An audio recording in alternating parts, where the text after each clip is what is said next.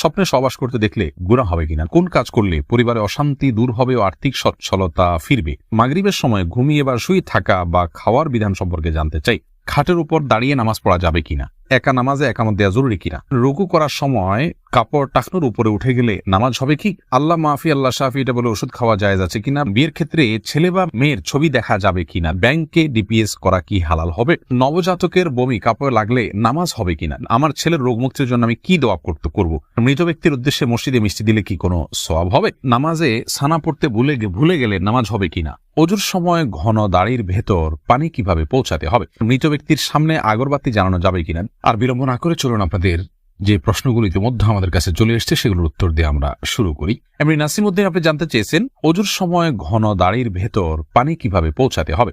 দেখুন, পানি এভাবে কোষ করে ধরে আপনি যেভাবে ভিজিয়ে রাখেন তাহলে সেক্ষেত্রে যত ঘন দাড়ি হোক না কেন গোড়ায় চলে যাবে। এরপরে রোজি আপনি জানতেছেন রুকু করার সময় কাপড় টাকনুর উপরে উঠে গেলে নামাজ হবে কি। দেখুন, রুকু করার সময় যদি টাকনুর উপরে কাপড় উঠে যায় তাহলে সেক্ষেত্রে আপনার মেয়ে মানুষ হিসাবে সামান্য এক ঝলকের জন্য উঠলো, 1 সেকেন্ড 2 সেকেন্ডের জন্য উঠলো, তাতে গুনাহ হবে না ইনশাআল্লাহ বিইذনিল্লাহ। মোশাররফ হোসেন জানতে চেয়েছেন নামাজে সানা পড়তে ভুলে গেলে নামাজ হবে কিনা। হ্যাঁ ভাই, নামাজ হয়ে যাবে, কারণ সানা পড়া এটা নামাজের জন্য ফরজ বা ওয়াজিব নয়, এমন কোনো কিছু ছুটে গেলে নামাজ হয়ে যাবে, কোনো অসুবিধা নেই। নুসরাত জাহান ইমু আপনি জানতে চেয়েছেন মৃত ব্যক্তির সামনে আগরবাতি জ্বালানো যাবে কিনা। দেখুন, আগরবাতি মূলত জ্বালানোর নির্দেশ হলো সুঘ্রাণের জন্য, অতএব মৃত ব্যক্তিকে রেখেছেন, তার দেহ থেকে কোনো দুর্গন্ধ আসতে পারে, সেই জায়গা থেকে আপনি সুঘ্রাণ যুক্ত কোনো কিছু ব্যবহার করতেই পারেন, আগরবাতি জ্বালাতেই পারেন। এছাড়া মসজিদে আগরবাতি জ্বালানোর কথা মুরাদুল্লাহ তাআলা বলেছেন। ইমানদারের বাসা বাড়িতে আগরবাতি অথবা ধূপের আপনার ধোঁয়া এটা প্রজ্বলন করা হবে সুঘ্রাণের জন্য, এটি ভালো, এটি খারাপ কোনো কাজ নয়, তবে মৃত ব্যক্তির জন্য করতেই হবে এমন কোনো বিষয় নয়। এমডি শাফি জানতেছেন মোবাইলে ইমার্জেন্সি টাকা খরচ করে টাকা না দিয়ে মারা গেলে ক্ষমা হবে কি। না ভাই, এটা গুনাহের কারণ, এজন্যই ইমার্জেন্সি ব্যালেন্স নিলে খুব দ্রুত সেটা পরিশোধ করার চেষ্টা করে ফেলা উচিত। আর সেই সাথে তার আত্মীয়স্বজন যারা আছেন তারা পরবর্তীতে তার দেনা পাওনা পরিশোধের ক্ষেত্রে তাদের খেয়াল করা উচিত। এটা হতেই পারে মানুষের দ্বারা, যদি এরকম হয় তাহলে সেক্ষেত্রে তাদেরকে ওসিয়ত করে যাওয়া উচিত যে আমার দেনা পাওনাগুলো হয়তো সাবধান থাকবে, তাদের পক্ষ থেকে আদায় করলে ইনশাআল্লাহ তিনি দায়মুক্ত হয়ে যাবেন। এরপরে বোন সাদিয়া ইসলাম জানতেছেন লোকমুখে শুনেছি জীবদ্দশায় 1 কেজি সুরমা লাগালে সে জান্নাতি, এটা কি সঠিক না বোন? এরকম কোনো কথা নেই যে 1 কেজি পরিমাণ সুরমা লাগালে সে জান্নাতি হবে, তবে হ্যাঁ, মৌলিকভাবে সুরমা লাগানো রাসূল আকরাম সাল্লাল্লাহু আলাইহি ওয়াসাল্লামের সুন্নাহ এবং সে বিষয়ে নবী সাল্লাল্লাহু আলাইহি ওয়াসাল্লামের সুস্পষ্ট নির্দেশনা রয়েছে, আমরা সুরমা লাগাবো আমাদের সাধ্য অনুযায়ী, তবে 1 কেজি পরিমাণ লাগাতে হবে এমন কোনো কথা নেই, এটি মনে করার কথা। নাহিদ নোমান জানতে চেয়েছেন কোন কাজ করলে পরিবারে অশান্তি দূর হবে ও আর্থিক সচ্ছলতা ফিরবে। ভাই নাহিদ, এর জন্য আপনাকে আমি পরামর্শ দেব 2টি কাজ সবচেয়ে গুরুত্বের সাথে করার, এক হলো দুরূদ শরীফ আর একটা হলো ইস্তেগফার। এই 2টি জিনিস আপনি বেশি বেশি করে পাঠ করবেন। রাসূল আকরাম সাল্লাল্লাহু আলাইহি ওয়াসাল্লামের হাদিস থেকে বোঝা যায় দুরূদ এটা বেশি বেশি করে পাঠ করলে মানুষের বিপদ আপদ দূর হয়, পেরেশানি থেকে আল্লাহ তাআলা মুক্তি নসিব করেন। ইস্তেগফার ক্ষেত্রে আল্লাহ তাআলা বলেছেন সূরা নূহের মধ্যে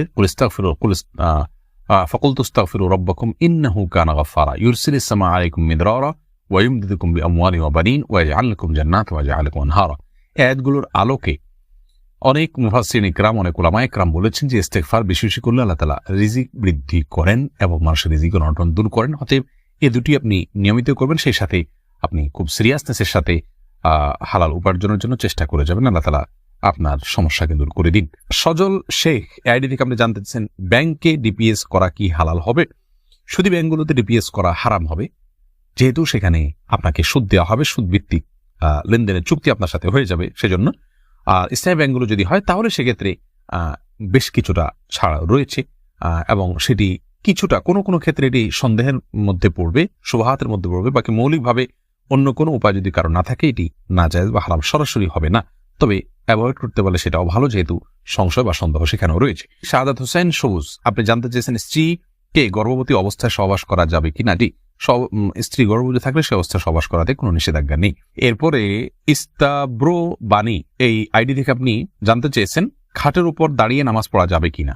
যাবে, কোনো অসুবিধা নেই, আপনি খাট হোক আর ভূমি হোক ফ্লোর হোক যে কোনো জায়গায় দাঁড়িয়ে সালাত আদায় করতে পারবেন।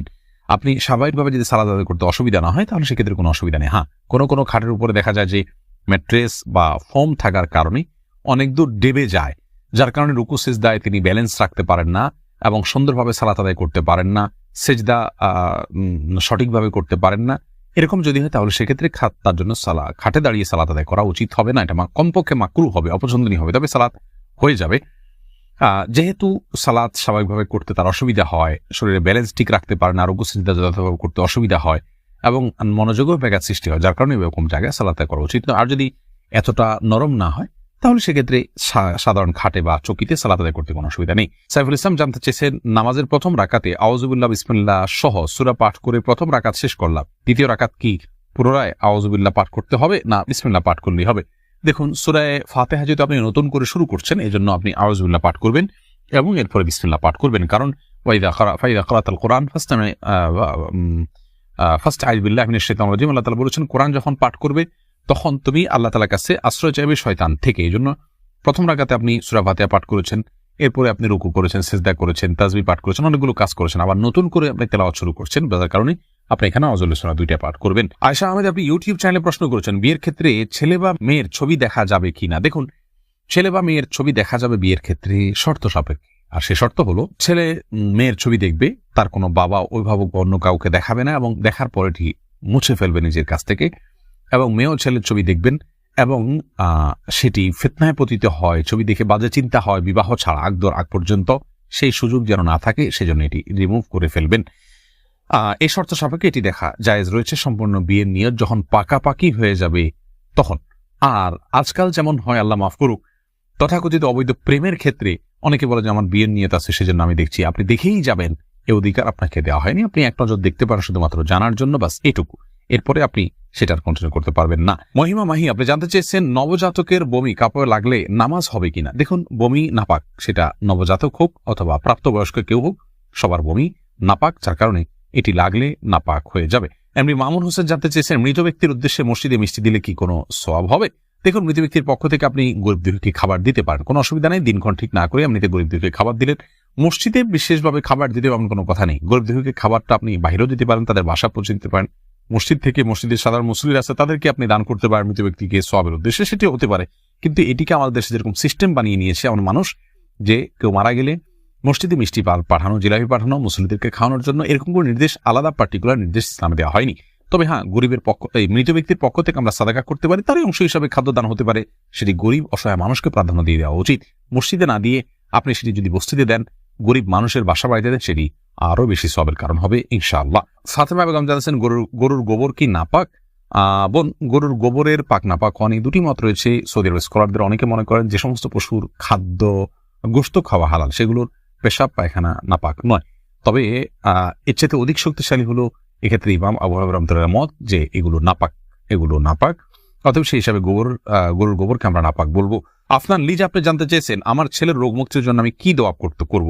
আপনি মা হিসাবে তার জন্য আল্লাহর কাছে সাধারণভাবে দোয়া করবেন, দোয়া কবুলের জায়গাগুলোতে, সময়গুলোতে দোয়া করবেন, ইস্তিগফার, দুরুদ এবং দোয়া ইউনুস, লা ইলাহা ইল্লা আনতা সুবহানাকা ইন্নী কুনতু মিনাজ জালিমিন এবং ইয়া যাল জালালি ওয়াল ইকরাম, এগুলো পাঠ করে এবং আল্লাহর নাম ডেকে ডেকে, এটা ইসমে আজম আল্লাহ, হে আল্লাহ, এভাবে ডেকে ডেকে আল্লাহর কৃতজ্ঞতা স্বীকার করে আল্লাহর কাছে দোয়া করবেন। ইনশাআল্লাহ আপনি কায়মন অবাক্যে দোয়া করলে মায়ের দোয়া সন্তানের জন্য আল্লাহ তাআলা কবুল করবেন।